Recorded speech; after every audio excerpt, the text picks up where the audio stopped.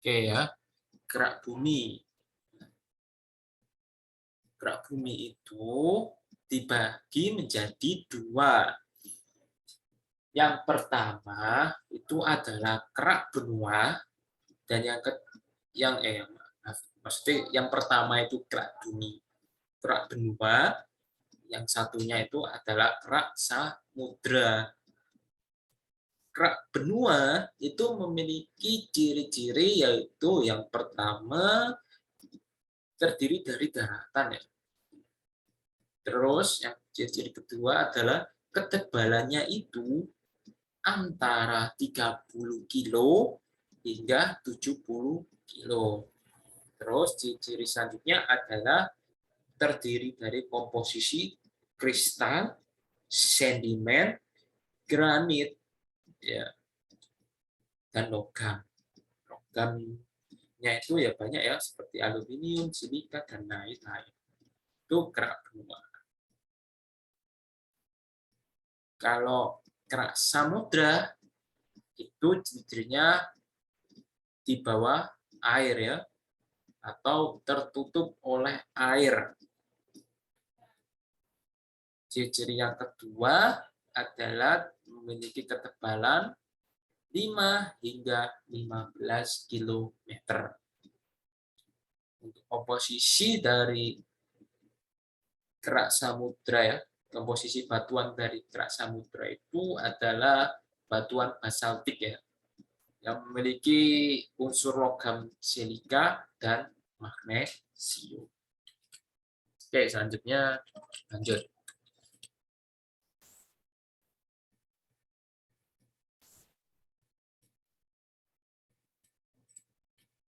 Nah, oke, ini ya kerak bumi dibagi dua. Nah, ini ada sima dan sial ya. Secara mudahnya kalau di samudra itu ada silikon dan magnesium, sedangkan di kerak benua itu ada silikon dan aluminium. Untuk senyawanya seperti itu, SiO2 dan Al2O3. Itu untuk senyawanya. Untuk batuannya di kerak benua itu ada sedimen, granit, andesit, dan metamorf. Sedangkan untuk batuan yang ada di kerak samudra itu adalah batuan basaltis. Itu ya. Oke, selanjutnya ini adalah gambar dari kerak bumi yang berbatasan dengan selubung bumi atau mantel bumi. Jadi seperti ini ya gambarnya. Di sisi sebelah kiri itu terdapat kerak samudra. Di dalam kerak samudra itu terdapat yang namanya busur gunung berapi. Ada juga terobosan magma, batas pemekaran, serta batas penunjang. Biasanya pantai itu adalah yang namanya pasar penunjangan untuk pantai. Sedangkan kalau busur gunung api di tengah samudra itu biasanya seperti bisa menjadi itu ya kayak gunung berapi di bawah laut ya. Terus kalau batas pemekaran, nah kalau pemekaran ini bisa menyebabkan palung. Palung itu adalah kayak jurang di dalam air ya, di dalam samudra. Itu palung. Sedangkan untuk terobosan magma basah itu bisa menjadi pulau di tengah samudra. Jadi gitu ya. Selanjutnya adalah busur gunung api di tepi benua. Maksudku selanjutnya adalah kerak benua ya. Jadi kerak benua itu adalah ya, ada busur gunung api tepi benua, ada busur gunung api tengah benua. Untuk busur gunung api tepi benua, Mas Jona bisa lihat urutan pegunungan yang ada di bagian selatan Pulau Jawa. Ya, seperti Gunung Semeru, Gunung Raung, Gunung Merapi, ya, terus Gunung apa itu Sindoro Subing dan lain-lainnya. Itu kan gunungnya kan kalau Mas Jona lihat di peta itu gunungnya cenderung ke selatan atau dia mendekati pantai. Itu karena adanya busur gunung api di tepi gunung.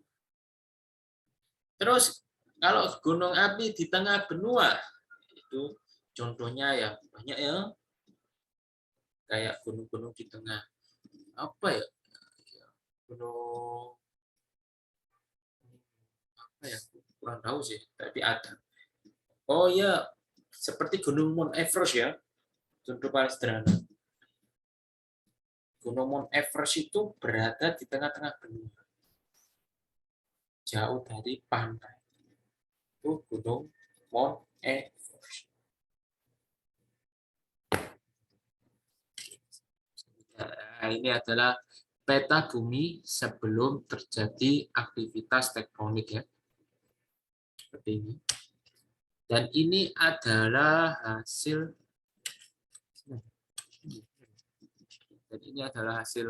retakan ya bumi. Bukti nyata kalau bumi ini menghasilkan pergerakan tektonik ya. Seperti ini ya buktinya.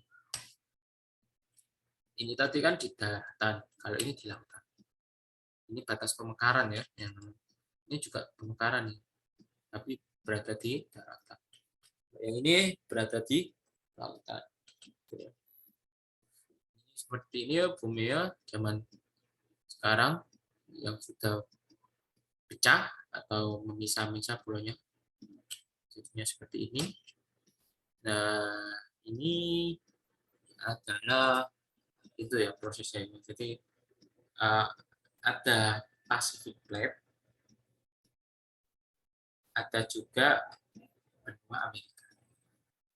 Jadi antara Pacific Plate dan benua Amerika terjadi penggeseran yang menyebabkan sebagian daratan di benua Amerika itu memisah diri atau pecah menjadi pulau.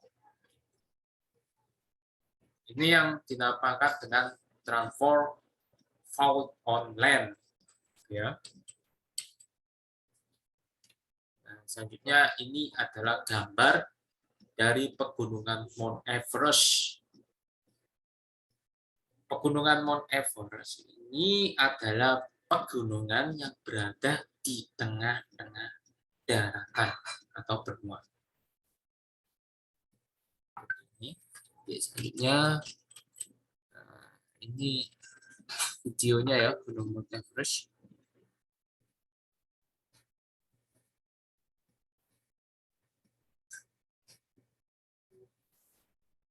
Ya, keren ya, besar dengan salju.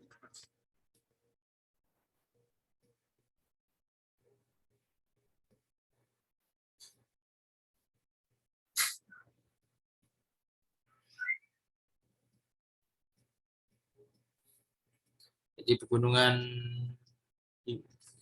Mount Everest ini berada di kompleks Himalaya yang tepat berada di negara Nepal, negara Bhutan, Bangladesh, India, dan Tiongkok. Ya.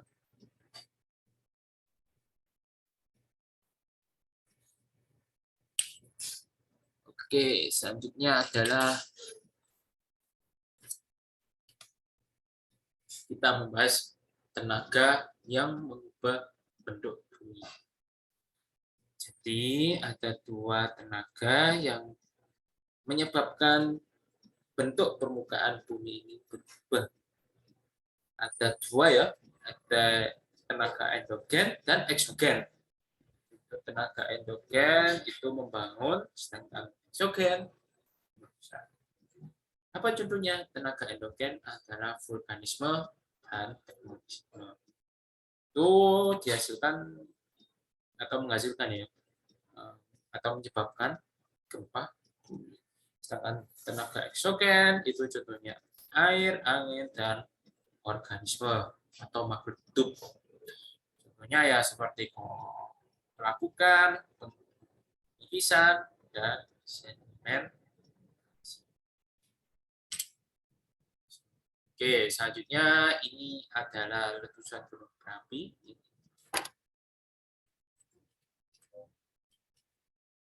Ini disebabkan oleh aktivitas vulkanisme. Sedangkan di bawahnya adalah hasil dari aktivitas tektonisme. Selanjutnya kita bahas vulkanisme. Vulkanisme itu pada dasarnya adalah pergerakan magma berbentuk cair dan berpijar yang berada di dalam perut bumi ke permukaan bumi melalui diaterma. Jadi untuk vulkanisme itu proses magma yang berada di dalam gunung berapi itu keluar ya atau naik ke permukaan itu.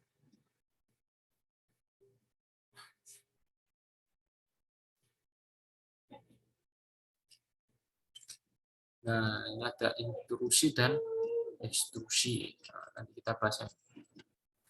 Selanjutnya adalah ring of fire. Ring of fire ini adalah cincin api Pasifik ya.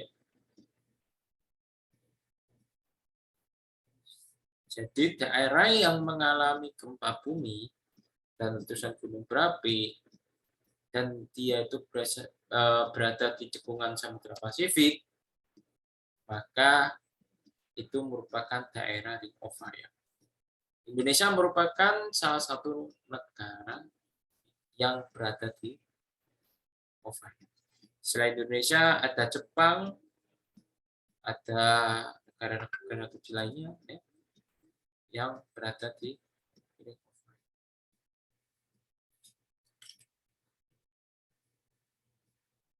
Nah, ini adalah sikrum pegunungan di Mediterania yang membentuk barisan di antara Eropa, Timur Tengah Asia, dan Afrika Utara. Jadi di bumi ini ada yang namanya Ring of Fire, ada juga yang namanya Sirkum Mediterania. Kalau tadi Ring of Fire itu ada negara Jepang, Indonesia, dan negara-negara yang berbatasan langsung dengan Samudra Pasifik, ya kan? Tapi kalau Sirkum Mediterania ini pegunungan yang berada di tengah benua biasanya. Dia itu membentang antara Eropa, Asia Timur, Asia Barat, Timur Tengah, dan Afrika Utara. Pegunungannya seperti ini. Oke, selanjutnya adalah bentuk intrusi magma seperti ini. Yang pertama itu adalah batolit ya. Batolit itu magma yang terjadi di dekat dapur magma, menciptakan batuan. Ya, jadi magma yang membeku untuk kesandung mana.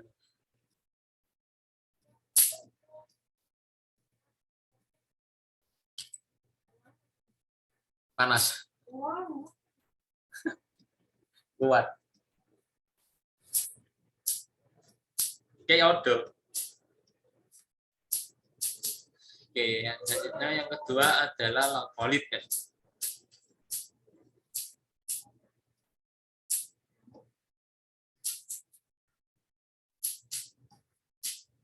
lakolit itu intrusi magma yang terjadi di antara lapisan-lapisan batuan. Namanya lakolit. Selanjutnya adalah sill. Sill ini intrusi magma yang menyusup di antara batuan. Itu namanya sill. Ini adalah diaterma. Diaterma itu intrusi magma yang mengisi pipa letusan. Diaterma. Jadi biasanya dia itu adalah jalur ya, jalur yang menghubungkan magma dari perut magma menuju ke permukaan. Terus adalah intrusi korok. Intrusi korok itu intrusi magma yang memotong lapisan batuan. Jadi kayak retakan-retakan, itu namanya intrusi korok.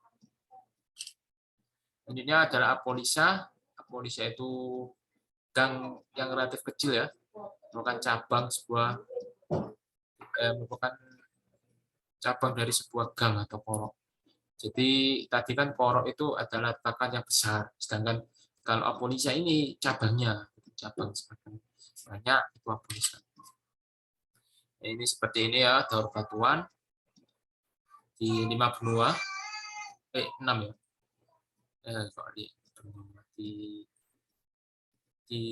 Ya ada Asia, benua Asia itu memiliki ya ini seperti ini ya, ada ekstrusi, intrusi, metamorf dan sedimen. Jadi memiliki berbeda-beda. Karena itu secara umumnya itu komposisi batuan di litosfer itu didasarkan dari jenis batuan yang didominasi oleh batuan sedimen yang menutupi hampir 66% permukaan bumi, sedangkan 34% berupa batuan ekstrusi, batuan intrusi, dan batuan metamorf. Itu. Jadi intinya litosfer itu dari batuan sedimen. Oke?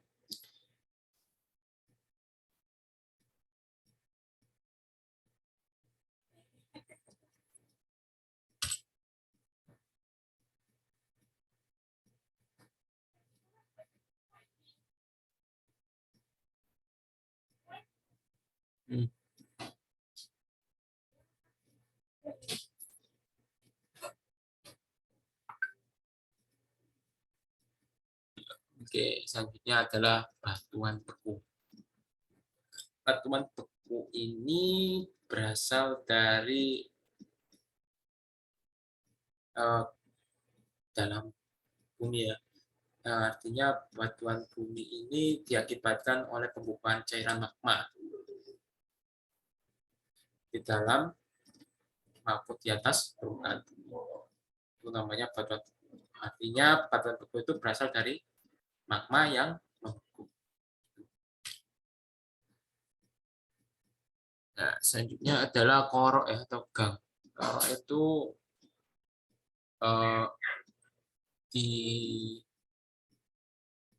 atau batuan yang mengalami proses pembentukan melalui pembekuan pada retakan dan rekahan batu. Batuan ini dari kristal besar, kristal kecil, dan ada yang tidak mengkristal seperti granit dan fosfor. Ya, jadi batuan korok ini batuan yang dihasilkan dari gang atau retakan batuan beku tadi gitu. Itu batuan korok.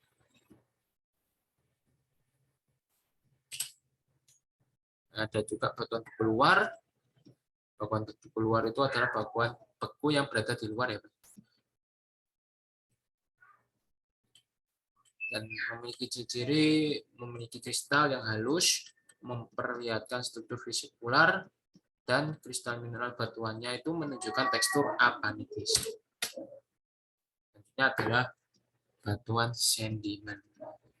Batuan sedimen ini terbentuk karena proses pengendapan material hasil erosi.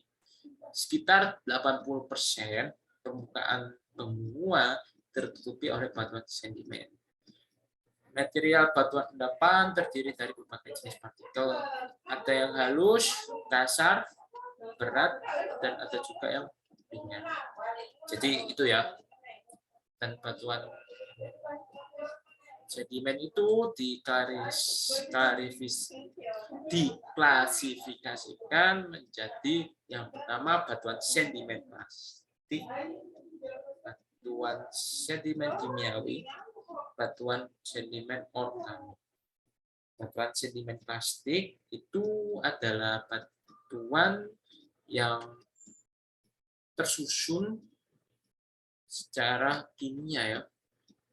Jadi artinya itu proses pembentukan batuan hanya mengalami pengecoran secara mekanik. Batu yang besar mengalami laputan hancur menjadi kecil. Itu namanya batuan sedimen plastik. Sedangkan batuan kimiawi itu terbentuk karena proses kimia juga, seperti pelarutan, penguapan, oksidasi, dan lain-lain. Sedangkan batuan organik itu disebabkan dari bangkai organisme seperti ya manusia, hewan, tumbuhan, dan lain-lain yang tertimbun berjuta-juta tahun menjadikan batu sedimen organik. Selanjutnya adalah batuan metamorf. Batuan metamorf itu diakibatkan oleh proses metamorfosis. Ya, batuan ini terdiri dari batuan beku dan sedimen. Karena adanya tekanan dan temperatur, sehingga susunan struktur maupun kimianya berubah. Batuan metamorf itu dibagi menjadi tiga. Yang pertama metamorf termik, itu contohnya adalah batu pualam dan marmer. Metamorf dinamik, itu contohnya adalah batu sabak dan batu bara. Metamortermik pneumotolik ya, itu contohnya adalah mineral ya seperti tembaga, terus emas, batu permata. Oke, selanjutnya adalah daur buatan ya. Seperti ini daunnya, ada magma, ada beku dalam, dan lain-lain. Ini ya bentuk-bentuk erupsi gunung api ya. Jadi ada proses erupsi, eksplosif, dan efusi. Eksplosif itu keluarnya magma dan material lain dari dalam perut bumi yang disertai dengan kekuatan tekanan yang kuat ya, sehingga menimbulkan efek suara yang keras dan awan panas ya terbang. Itu tipe gunung yang eksplosif. Ada juga tipe gunung yang efusif. Efusif itu kalau tipe gunung efusif itu kalau meletus ya, gunungnya itu hanya mengeluarkan magma yang ada di dalam perut bumi, tapi tekanannya tidak terlalu kuat. Biasanya mengalir ya, seperti Gunung Semeru itu kalau meletus dia itu cenderung mengalir ke bawah, itu efusif. Tapi kalau eksplosif itu seperti Gunung Krakatau, kalau meletus bisa menimbulkan dentuman yang besar. Oke, selanjutnya ini ya tipe-tipe gunung berapi menurut bentuknya. Ada gunung api Mar, gunung api kerucut, gunung api perisai, gunung api Kuba, gunung api Kahan, gunung api kerucut bara. Untuk aktivitasnya ada gunung aktif, gunung istirahat, dan gunung api. Berdasarkan magma dan tekanan gas, ada gunung tipe Hawaii, tipe Stromboli, tipe Vulcano, tipe Merapi, tipe Peret Linian, tipe Pelet, dan tipe Shine Vinci. Ya, tipe-tipe gunung api berdasarkan bentuknya. Yang ini adalah bentuk apa? Kerucut ya, yang pertama.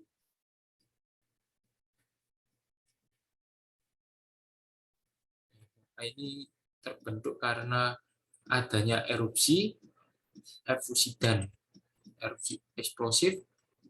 Letusan gunung api melepaskan efrata, bahan padat karena tekanan erupsi yang timbul. Oh ya, jadi Yang tipe A ini adalah gunung berapi, di mana magma yang ada di dalamnya itu tidak bisa keluar ya. Artinya ingin keluar, tapi karena lubang dari gunung itu terlalu sempit, menimbulkan magma yang ada di dapur itu mendorong ke atas. Sampai ke atas, menimbulkan gunung itu lebih tinggi ya. Hingga sampai titik di mana gunung tersebut tidak bisa menahan tekanan dari dapur magma yang menimbulkan letusan yang namanya eksplosif. Selanjutnya adalah tipe gunung seperti ini yang B, itu dibentuk karena adanya lava cair yang membeku melalui erupsi efusif. Nah, magma cair keluar dari perut bumi dan meleleh di sekitar pusat erupsi. Nah, yang tersebut membentuk jadi badan. Jadi seperti ini ya. Nah, kalau gunung bentuknya seperti yang gambar C, itu aslinya gunung yang berasal dari A ya. Maksudnya tipe gunung A itu telah mengalami letusan eksplosif yang sangat dahsyat yang menyebabkan kawah gunung tersebut menjadi lebar. Gunungnya pecah, membentuk kawah yang besar. Itu tipe gunung yang C. Dan biasanya gunung itu sudah jadi gunung mati. Artinya gunung tersebut kawahnya biasanya menjadi danau.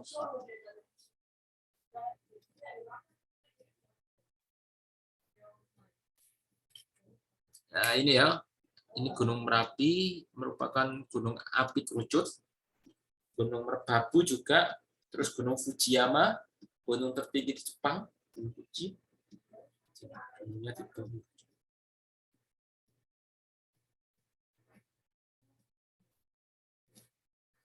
Apa sih ya?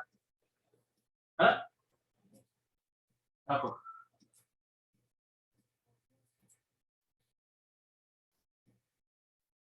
Oh,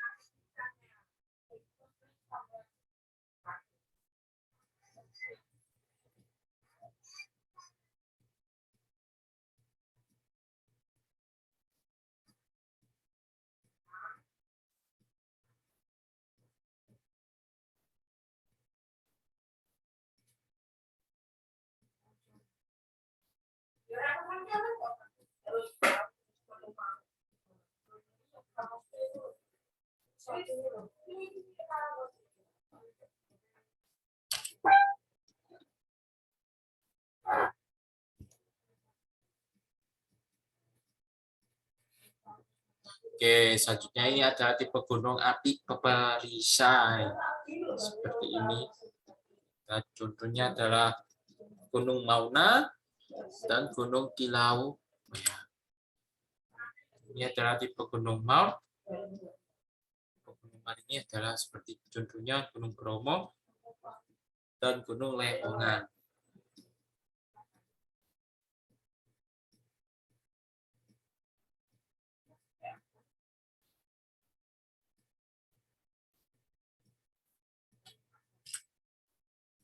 Nah, ini selanjutnya adalah tipe gunung berdasarkan bentuknya ya.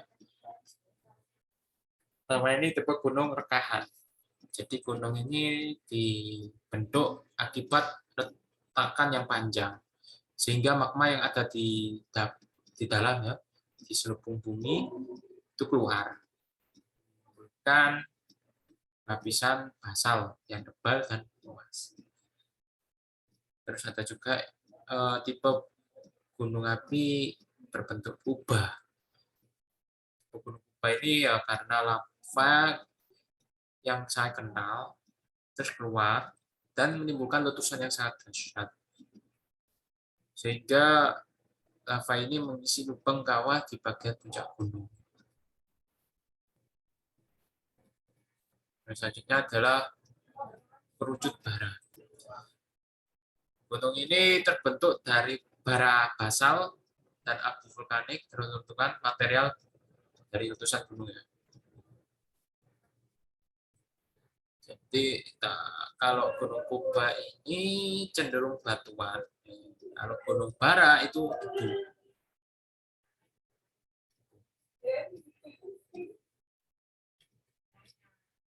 Nah, ini adalah gunung api rekahan, ya. Ini ada di Holo Harun Islandia. Gunungnya memanjang.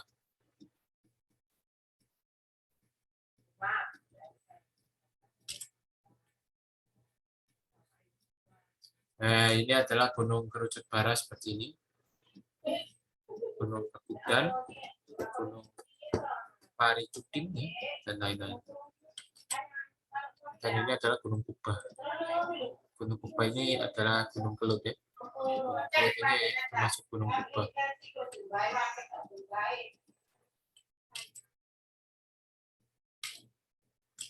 Nah, ini tugas ya. Ini adalah gunung istirahat ya. Artinya gunung istirahat itu dia sewaktu-waktu juga bisa meletus. Tapi aktivitas magmanya ini cenderung berkurang.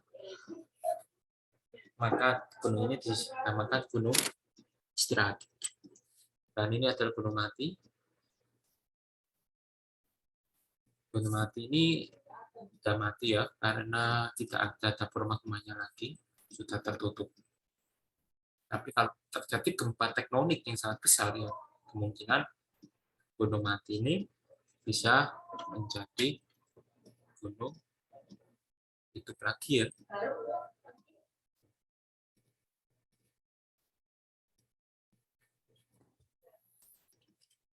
Nah, ini adalah tipe letusan ya.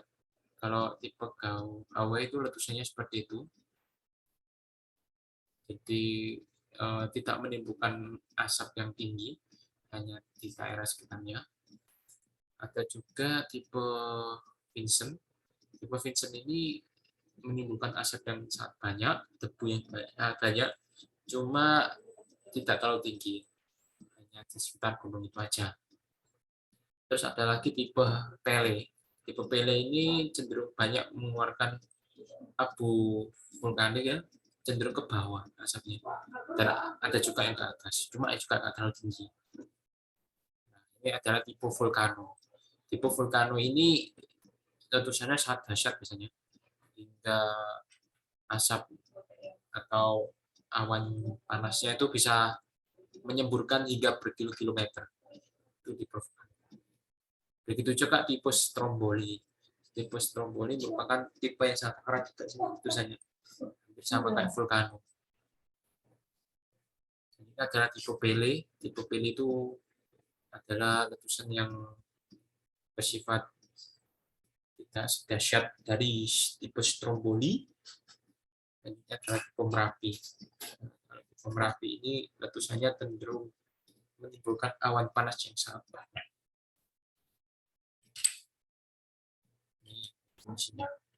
Kalau Hawaiian itu letusannya seperti pancuran ya, ketinggiannya cuma 200 meter.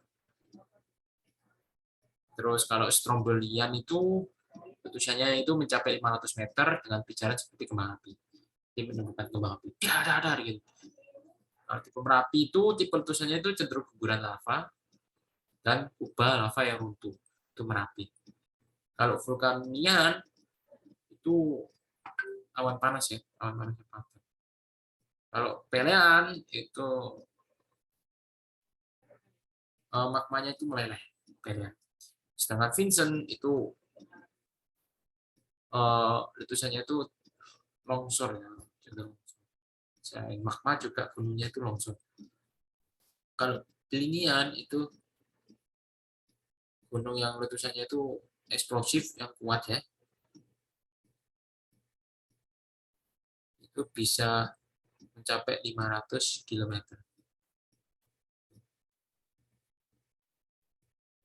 Di Plinian yang paling dahsyat. Plinian mana Plinian? Enggak, di sini.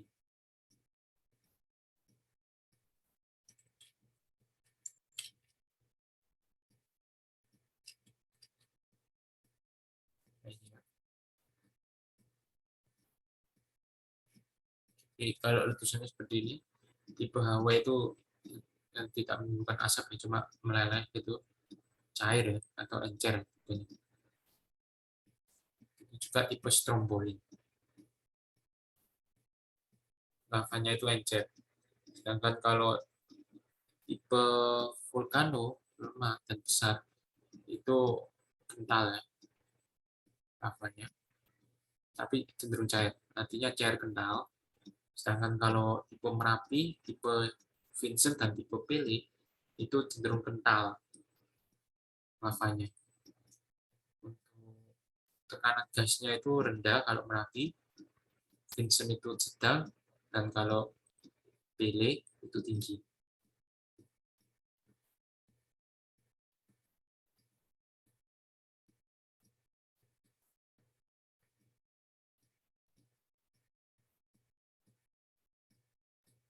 Dan tipe Peret itu seperti letusan Gunung Vesuvius tahun 1906 dan juga Gunung Krakatau tahun 1883. Ini adalah peringatan gunung berapi ya. Ini penting kalau kita berada di area gunung berapi. Jadi ada yang pertama adalah normal. Normal itu kriterianya itu ya tidak terjadi apa-apa ya. Gunungnya tetap tidak ada letusan atau tidak apa-apa. Terus yang kedua adalah waspada. Ini waspada ini itu gunungnya itu meningkat ya aktivitasnya, aktivitas dari kegempaan atau dapur magmanya itu sendiri ya. Terus pada visualnya itu terjadi perubahan sekitar kawah. Biasanya menimbulkan gangguan magmatik ya, tektonik atau hidrotermal. Pada tipe ini itu biasanya tidak terjadi erupsi, tipe waspada. Selanjutnya adalah tipe siaga. Tipe siaga ini kriterianya itu kegempaan itu meningkat ya, secara intensif dan eh, didukung oleh pemantauan gunung berapi lainnya. Siaga. Artinya biasanya ya kalau gunung berapi itu akan meletus, itu pasti gunung di sekitarnya atau gunung tetangganya itu pasti juga mengalami hal yang sama. Itu siaga. Ya contohnya waktu itu Semeru sama Merapi ya. Itu kan hampir barengan ya. Itu bisa dilihat itu. Makanya kenapa untuk statusnya menjadi siaga.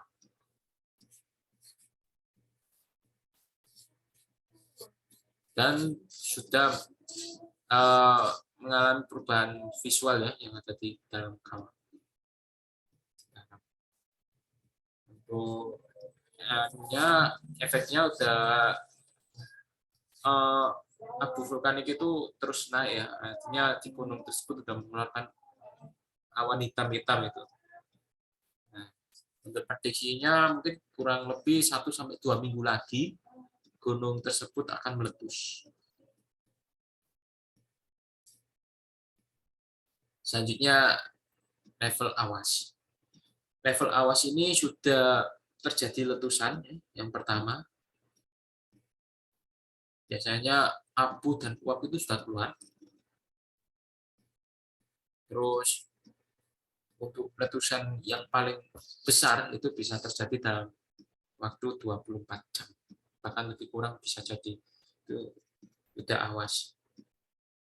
Biasanya kalau eh, warga ya atau masyarakat di daerah gunung berapi yang sudah mendapatkan peringatan level 3 itu rata-rata masyarakat sudah mengosongkan daerah tersebut, sudah mengungsi.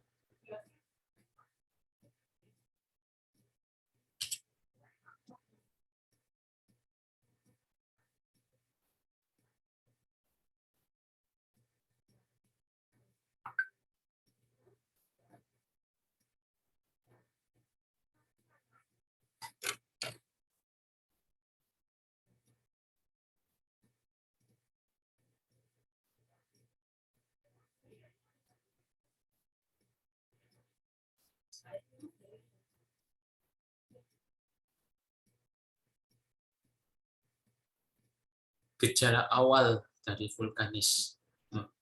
Ini ya gejalanya. Yang pertama terdiri dari suara gemuruh, ditimbulkan oleh naiknya magma, terus awannya tebal, tersuhu naik, sumber air banyak yang kering, tanaman banyak yang layu, dan hewan menuruni gunung karena adanya perubahan suhu. Ya, ini geyser. Geyser ini merupakan air terjun yang indah dan ekskavasi, tektonisme.